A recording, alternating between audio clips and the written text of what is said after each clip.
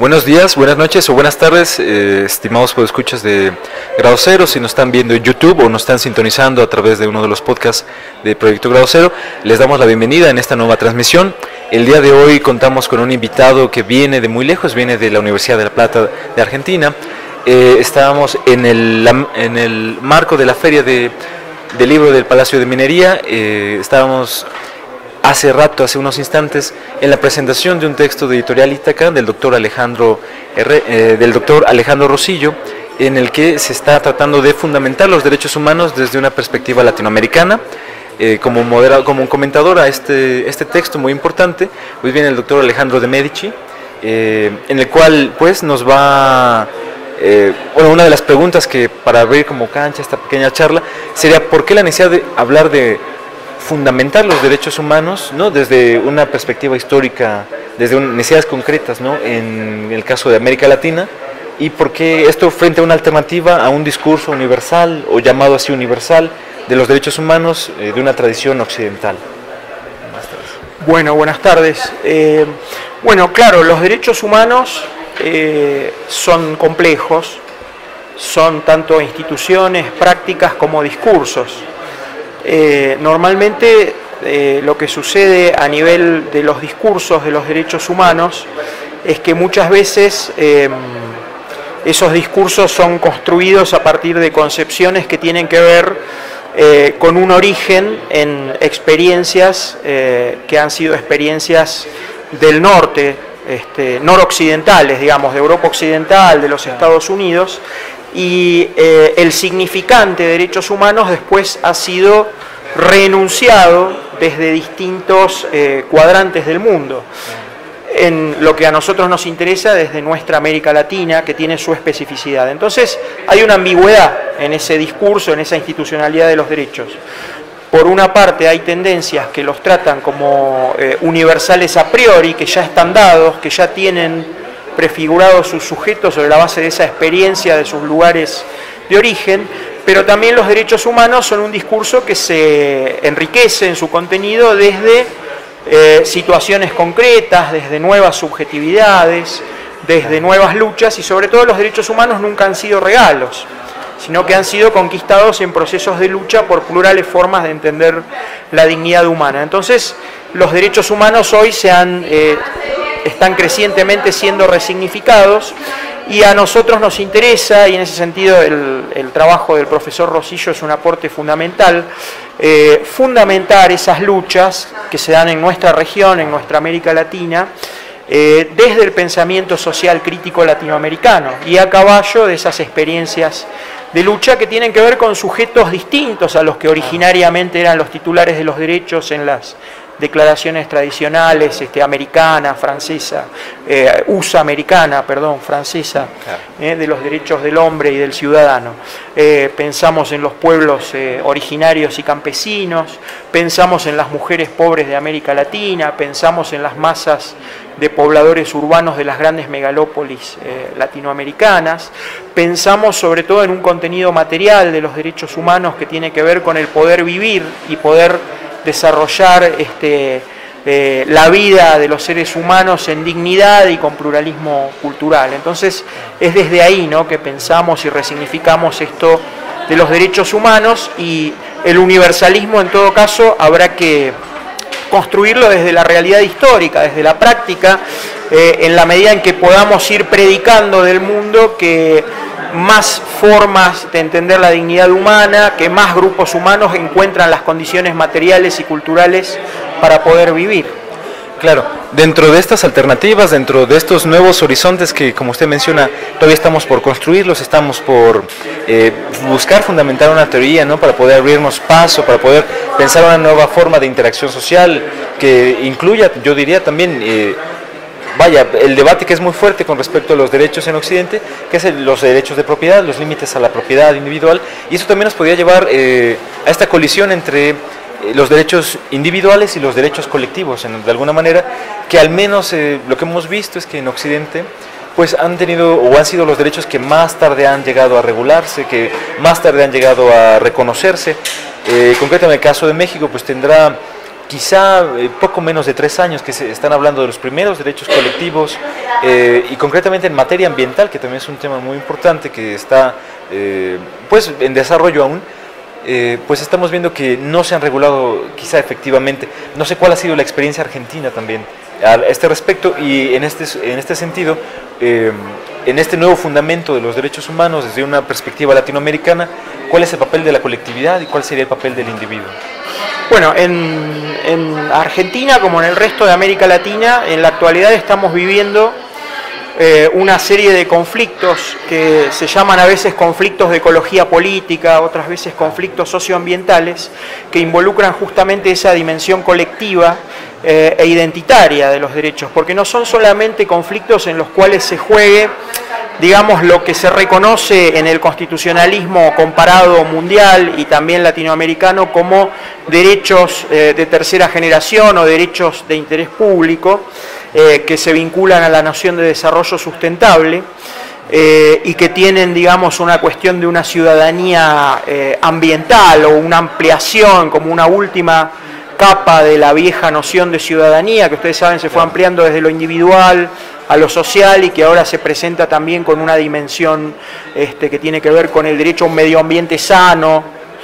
apto para el desarrollo humano sustentable, que es un poco la formulación tradicional. Sino que también esto involucra cuestiones de formas de valorar la relación entre nosotros en nuestro contexto natural, en el circuito natural de los vivientes humanos. Es decir, formas diversas de valorar la naturaleza, sus ciclos, los bienes públicos relacionales que se generan en relación con la naturaleza. Entonces, para muchos pueblos originarios y campesinos que tienen tradiciones milenarias de coevolución con la naturaleza, que tienen tradiciones, por ejemplo, de cruce y mestizaje para generar variedad de semillas, ustedes conocen esto a propósito del caso del maíz en México, se trata de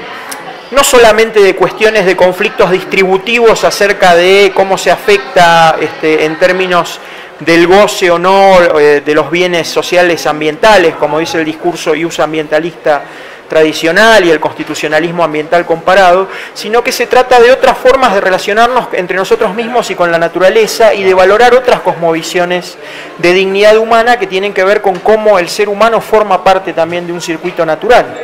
Entonces ahí aparecen luchas por derechos colectivos muy importantes, en muchos casos los movimientos socioambientales. En el caso de Argentina existen asambleas ciudadanas contra las prácticas de megaminería a cielo abierto, aparecen asociaciones de profesionales de las universidades y de habitantes de pueblos que sufren la fumigación de agrotóxicos que integran los paquetes agrobiotecnológicos de las grandes empresas transnacionales como Monsanto, o se resiste la instalación de plantas experimentales en muchas zonas de Argentina, que no tienen los recaudos, digamos, ni los estudios de impacto ambiental, ni tienen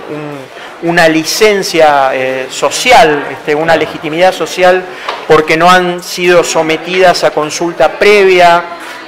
informada de los sujetos que van a ser afectados por esa, potencialmente afectados por esa presencia,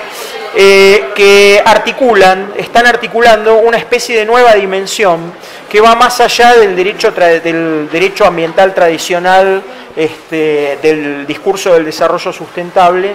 que reconoce el constitucionalismo. Y en eso me parece a mí que lo que está pasando en Argentina es algo que atraviesa la geografía de toda nuestra América. No se trata acá de levantar una identidad esencialista, sino que realmente los problemas estructurales, las luchas, tienen mucho en común, ¿no? Las resistencias a la minería, a la introducción del maíz transgénico en México, bueno, son cuestiones que encuentran eco también en luchas muy similares en el cono sur de América, ¿no? Y que muestran cómo estamos ante una nueva dimensión. También tenemos marcos constitucionales nuevos que surgen del llamado nuevo constitucionalismo transformador sudamericano, especialmente las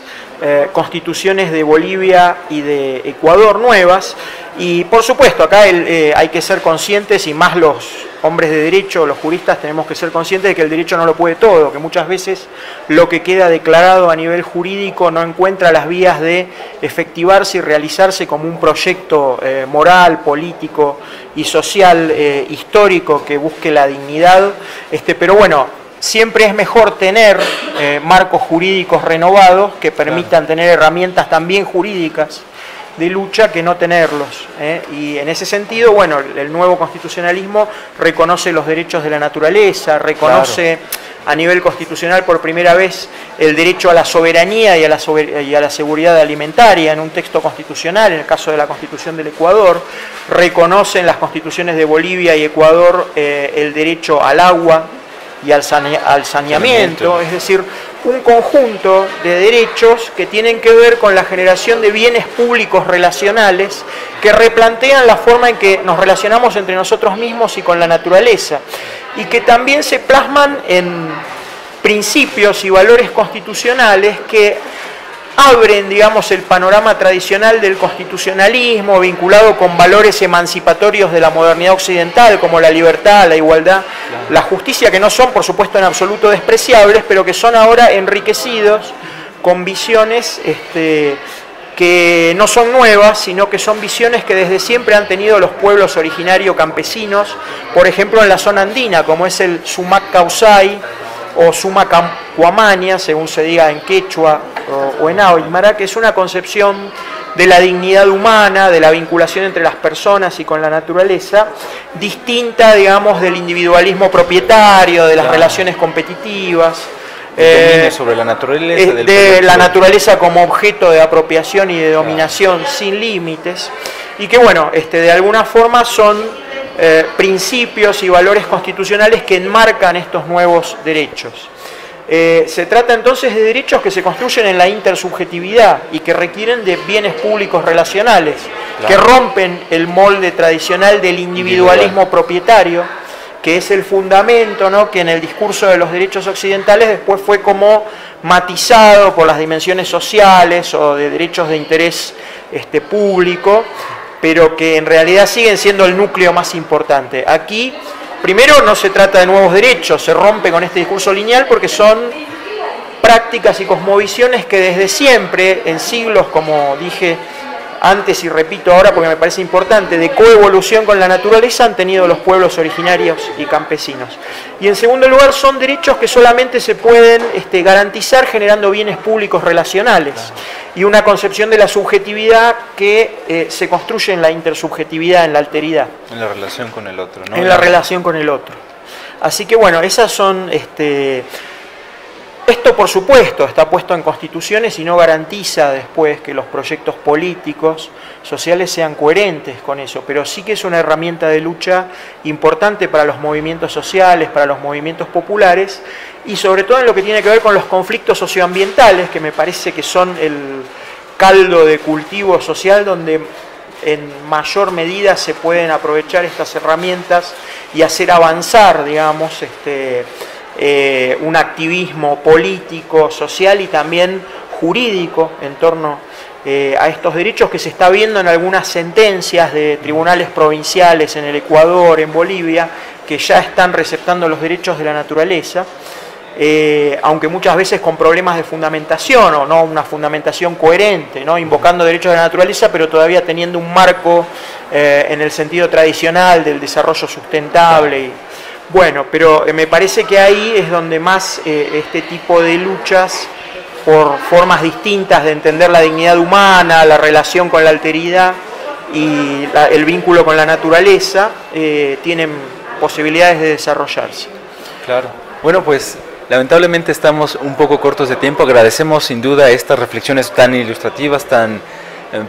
clarificadores en algunos temas que son vigentes, ¿no? El nuevo constitucionalismo, una forma de fundamentar distinta el derecho, que no parte de un individuo aislado, sino de un individuo intersubjetivo que se relaciona con el otro, también la apertura de instituciones de propiedad relacional y no exclusiva, y una visión de la naturaleza que no es dominante, que no busca explotarla en un proyecto tecnocrático, podríamos decirlo incluso,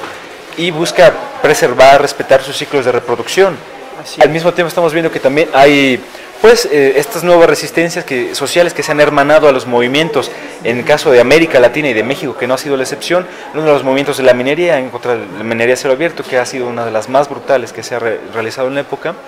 y también pues en la defensa, ¿no?, de estos bienes de estos valores de uso nacionales que tienen,